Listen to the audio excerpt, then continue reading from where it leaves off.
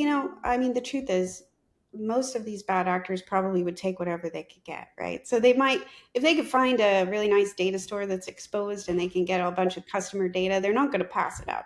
But they also might just be looking for combinations of permissions. They might be looking to see, is there a critical application that I can take down?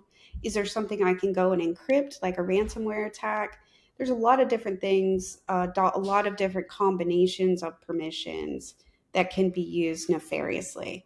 So you've kind of touched on these concepts, I think, a little bit, but the security industry loves acronyms and phrases and all that. So would you mind sharing a little bit about what the concept of separation of duties is and Yeah, what toxic combinations are and how those things relate?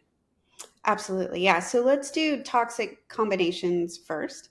So that's the scenario like I just described, where I can create a function, pass it a role, and invoke it, right? So those are three combinations or three permissions, really, that when you have all three of them, you basically have God access and you can do anything. So that's a toxic combination of permissions. Now, how do you control that?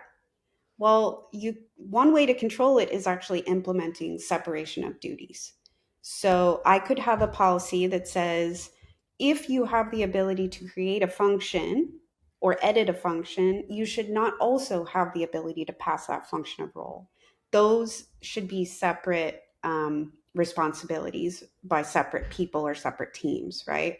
And that's one way that toxic combinations are kept under control is this concept of separation of duties. So, a good example that I always use is if you have access to manage a key vault, let's say, I can create keys, I can, edit keys, I can make changes. I'm basically an admin of a key vault.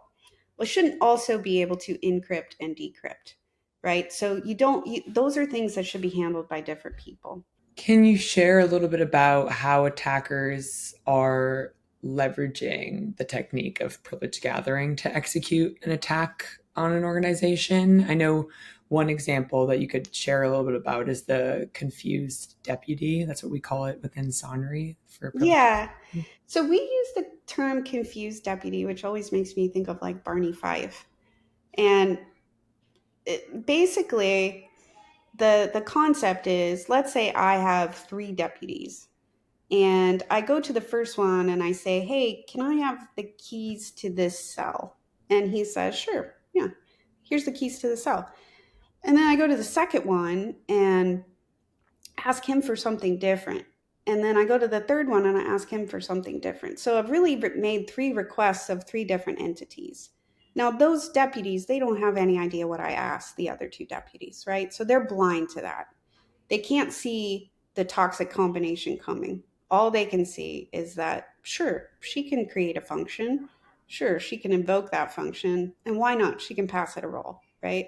So, Sunry, we use that term, confused deputy, to really describe the process of privilege gathering and to kind of highlight the fact that, you know, one thing is never aware of the other thing, right? So when I go assume a role, that role doesn't know I can assume another role.